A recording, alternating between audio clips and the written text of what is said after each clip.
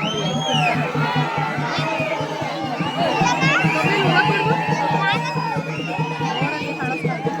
ಅಲ್ಲೇ ಕಾಣ್ತೈತೆ.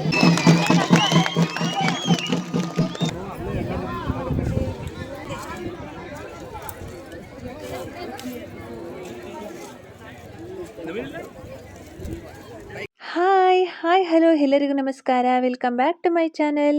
ನಾನು ನಿಮ್ಮ ಪ್ರೀತಿಯ ಭವ್ಯ.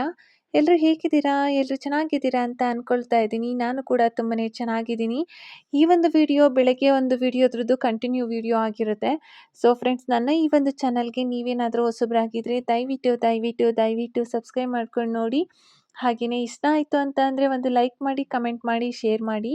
ವಿಡಿಯೋನ ಎಲ್ಲೂ ಕೂಡ ಸ್ಕಿಪ್ ಮಾಡದೆ ಪೂರ್ತಿಯಾಗಿ ನೋಡಿ ಫ್ರೆಂಡ್ಸ್. ರೆಡಿ ಆಗೋದೇನೋ ರೆಡಿ ಆದ್ವಿ. ಸೊ ಹೋಗೋರೆಲ್ಲ ಒಂದು ಲಗೇಜ್ ಆಟೋ ಹೋಯ್ತು, ಅಂದರೆ ದೇವ್ರನ್ನ ಕೂರಿಸ್ಕೊಂಡು ಹೋಗಿದ್ರಲ್ಲ ಅದೇ ಲಗೇಜ್ ಆಟೋ ಮತ್ತೆ ಬಂತು. ಸೊ ಅದರಲ್ಲಿ ಬರೋವಂಥವ್ರೆಲ್ಲ ಬಂದರು. ನಾವು ಹೋಗೋ ಅಷ್ಟರೊಳಗಡೆ ಆಟೋ ಮುಂದೆ ಹೋಗಿತ್ತು.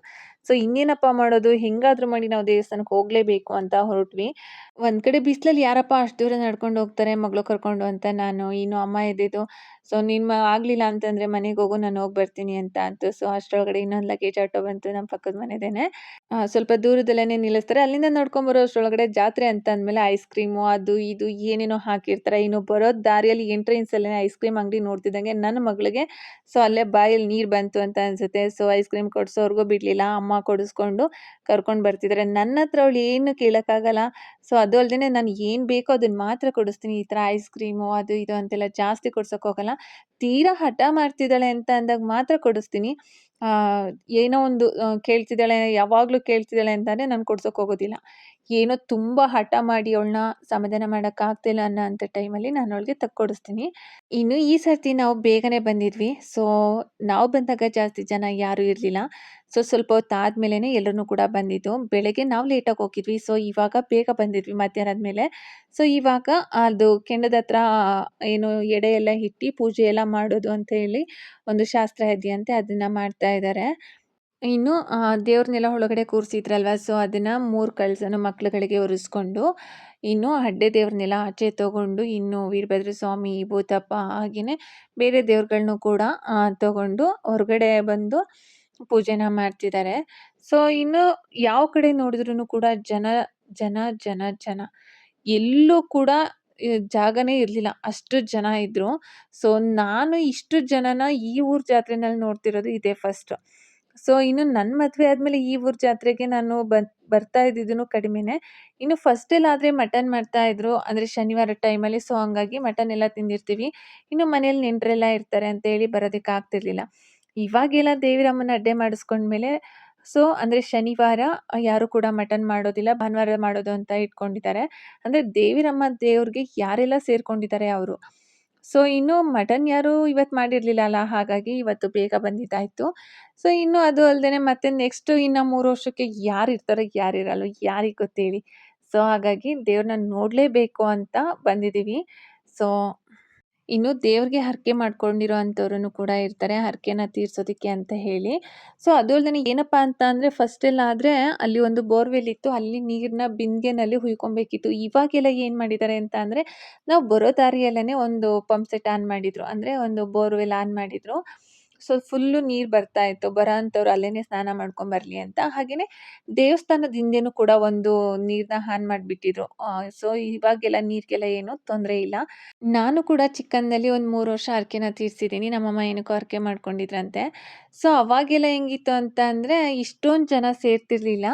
ಅದು ಅಲ್ಲದೆ ನೀರಿಗೂ ಕೂಡ ಎಲ್ಲರೂ ಒಂದು ಕೈಯಲ್ಲಿ ಬಿಂದಿಗೆನ ಕಿತ್ಕೊಂಡು ಉಯ್ಕೊತಾ ಇದ್ರು. ಇವಾಗ ಏನಿಲ್ಲ, ಹೋಗಿ ಅಲ್ಲಿ ನೀರು ಬರ್ತಾ ಇರುತ್ತೆ, ನಿಂತ್ಕೊಂಡು ಸ್ನಾನ ಮಾಡ್ಕೊಂಡು ಬಂದ್ಬಿಡೋದು. ಸೊ ಆದ್ರೂ ಕೂಡ ಇಷ್ಟೊಂದು ಜನ ನಾನು ಯಾವಾಗ್ಲೂ ನೋಡಿರಲಿಲ್ಲ. ತುಂಬಾ ಖುಷಿ ಆಯಿತು. ದೇವ್ರು ನೋಡೋದಕ್ಕೂ ಖುಷಿ ಆಯಿತು. ಎಲ್ಲ ಫುಲ್ ಮರದ ಮೇಲೆಲ್ಲ ಹತ್ತಿ ಕೂತ್ಕೊಂಡು ನೋಡ್ತಾ ಇದ್ರು. ಸೊ ಪೊಲೀಸ್ ಎಲ್ಲ ಬಂದಿತ್ತು, ಏನಾದರೂ ಗಲಾಟೆ ಆಗುತ್ತೆ ಅಂತ ಹೇಳಿ. ಇವಾಗೆಲ್ಲ ಜಾಸ್ತಿ ಜನ ಸೇರಿ ಹಬ್ಬ ಜಾತ್ರೆಗಳನ್ನ ಮಾಡ್ತಾರೆ ಅಂತ ಅಂದರೆ ಆಲ್ಮೋಸ್ಟ್ ಪೊಲೀಸ್ ಬಂದೇ ಬರ್ತಾರೆ. ಇನ್ನು ಅವ್ರದ್ದು ಪರ್ಮಿಷನ್ ಎಲ್ಲ ತೊಗೊಂಡೇ ತಾನೇ ಮಾಡಬೇಕಾಗಿರೋವಂಥದ್ದು. ಸೊ ಇವಾಗ ನನ್ನ ಮಗಳಂತೂ ಕೆಳಗಡೆ ನಿಲ್ತಾನೆ ಇಲ್ಲ. ನಾವು ಬಂದು ಆಲ್ರೆಡಿ 1:30 ಗಂಟೆ ಆಗಿದೆ. ಸೊ ಅವಾಗ್ಲಿಂದನೂ ನಾನು ಎತ್ಕೊಂಡೇ ಇದ್ದೀನಿ. ಇನ್ನು ನಮ್ಮಮ್ಮನೂ ಸ್ವಲ್ಪ ಹೊತ್ತಿಗೆ ಎತ್ಕೊಂಡು ಅಂತ ಎತ್ಕೊಂಡಿದ್ರು. ಇನ್ನು ಅದು ಅಲ್ಲದೆ ಅಡ್ಡೆಗಳೆಲ್ಲ ಒಂದೇ ಕಡೆ ಬಂದಿದ್ದು. ಇನ್ನು ಬೇರೆ ಮುಖವಾಡ ದೇವ್ರುಗಳು ಕೂಡ ಒಂದೇ ಕಡೆ ಬಂದು ನಿಂತ್ಕೊಂಡಿದ್ರು. ಅದನ್ನು ನೋಡಬೇಕು ಅಂತ ಹೇಳಿ ಹಠ ಮಾಡ್ತಾ ಇದ್ರು. ಸೊ ನಾನು ಸ್ವಲ್ಪ ಹೊತ್ತು ಕೆಳಗಡೆ ಇಳಿಸಿದೆ, ಯಾಕಾದರೂ ಅನ್ನೋ ಥರ ರಂಪಾಟ ಮಾಡಿದ್ರು. ಸೊ ಅವಳನ್ನ ಎತ್ಕೊಂಡು ದೇವ್ರನ್ನ ತೋರಿಸ್ತಾ ಇದ್ದೀನಿ. ಇನ್ನು ಇವರೆಲ್ಲರೂ ಕೂಡ ಇಲ್ಲಿಂದ ಲಾಸ್ಟ್ವರೆಗೂ ಇವರೆಲ್ಲ ಹರಕೆ ತೀರಿಸೋ ಅಂಥವ್ರು. ಸೊ ಇವಾಗೆಲ್ಲ ರೆಡಿ ಆಗಿದೆ.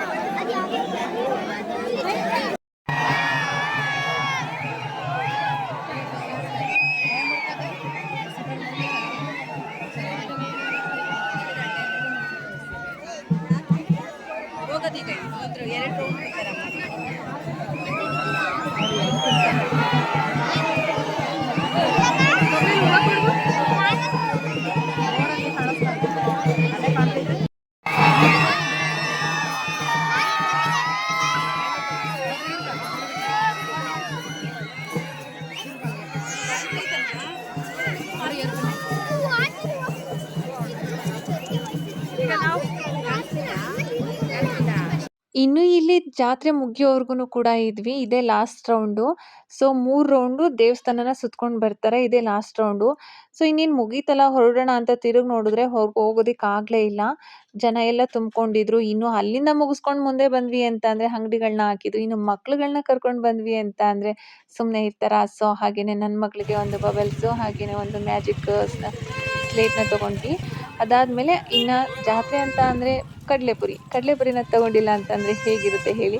ಸೊ ಕಡಲೆಪುರಿನ ತೊಗೊಂಡು ಹಾಗೆಯೇ ಬಂದ್ವಿ ನಾವು. ಒಂದು ಲಗೇಜ್ ಆಟೋದಲ್ಲಿ ಆ ಕಡೆಯಿಂದ ಯಾವುದ್ರಲ್ಲಿ ಬಂದಿದ್ವಿ ಅದೇ ಲಗೇಜ್ ಆಟೋದಲ್ಲಿ ಬಂದ್ವಿ. ಇನ್ನು ರೋಡ್ ಹತ್ರದಿಂದ ದೇವ್ರ ಮೆರವಣಿಗೆ ಬರುತ್ತೆ. ಸೊ ಅಲ್ಲಿಂದ ಮಡ್ಲಕ್ಕಿ ಕೊಡೋರು ಕೊಡ್ತಾರೆ. ಮಡ್ಲಕ್ಕಿನ ಎತ್ಕೊಂಡು ಬರ್ತಾರೆ. ಇನ್ನು ಇಲ್ಲಿ ನಾವು ಬಂದು ಪೂಜೆಗೆಲ್ಲ ರೆಡಿ ಮಾಡ್ಕೊಂಡ್ವಿ. ರೋಡ್ ತಾಯಿಂದನೇ ಬರೋಣ ಅಂತ ಹೋದ್ವಿ ಮತ್ತೆ ರೋಡ್ ಹತ್ರ.